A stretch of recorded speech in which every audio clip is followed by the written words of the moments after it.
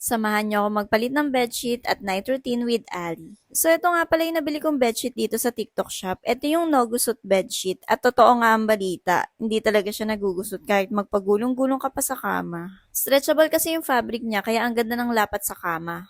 At tinry ko nga din siyang ikot-ikutin at hindi talaga siya nagugusot. Isa tong pagpapalit ng bedsheet sa stress reliever nating mga mommies kaya naman sobrang sarap sa pakiramdam kapag bagong palit yung bedsheet. Meron na nga rin pala tong kasamang 2 pillowcase kaya sobrang sulit na talaga nito. Ang sarap talaga sa mata kapag kabagong palit yung bedsheet. Parang ang sarap-sarap matulog at ang linis-linis. At eto na nga yung night routine ni Ali. Una, pinapalitan ko siya ng nappy at ng clothes niya. At medyo struggle na nga rin sa pagpapalit ng damit kay Ali kasi ang hilig na niyang umikot-ikot. Habang pinapanood ko tong video na to, nare-realize ko talaga na ang bilis ng panahon. Ang bilis nilang lumaki. So, alam mo yung parang kahapon lang baby pa siya. Tapos ngayon, eto na, ang laki na niya. 5 months na siya agad. Kung pwede nga lang hindi sila lumaki, kung pwede nga lang baby lang sila, 'di ba? Kaso hindi, kailangan talaga nilang pagdaanan yung paglaki. Alam niyo ba, itong si Ali, simula nung pinanganak siya, sobrang bait niya talaga. Hindi siya iyakin, sobrang happy baby niya lang. Kapag kinausap mo siya, nganga na agad siya, yun yung sign na natutuwa siya or nangingiti siya. Kaya halos lahat ng post ko sa Facebook, lahat tumatawa talaga siya kasi hindi talaga siya iyakin. Iiyak lang siya kapag antok